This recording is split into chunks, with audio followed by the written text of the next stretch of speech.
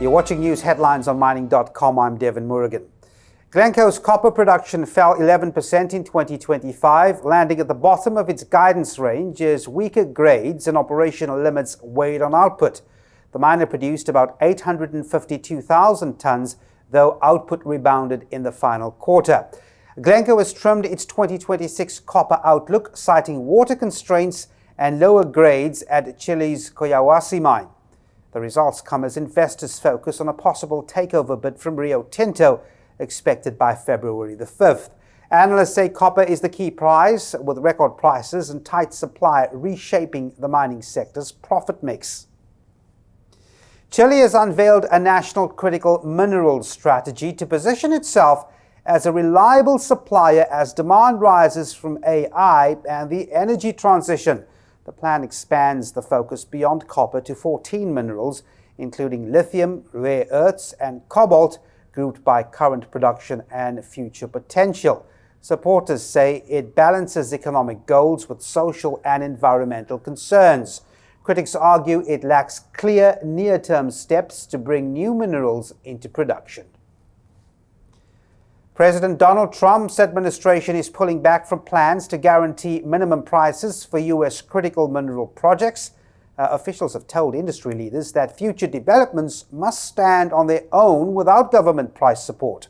Sources say the shift reflects limited congressional funding and the challenge of setting market prices.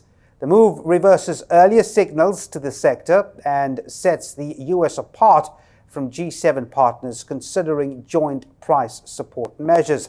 Existing guarantees, including last year's price floor for MP materials, will remain in place. Anglo American says the energy transition will fail without faster mineral discovery. Speaking in Vancouver, Chief Technology Officer Tom McCulley warned demand for copper is outpacing new supply. He said electrification and AI will require a massive expansion of global copper stocks. Anglo is turning to advanced technology and exploration to close the gap. Canada will play a central role as the company pushes ahead with its tech merger. The world's largest asset manager has lifted its stake in Sibanye-Stillwater above 5%, sending the miner's shares to a record high. Sibanye said BlackRock increased its holding to just over 5%, up from about 3.6%.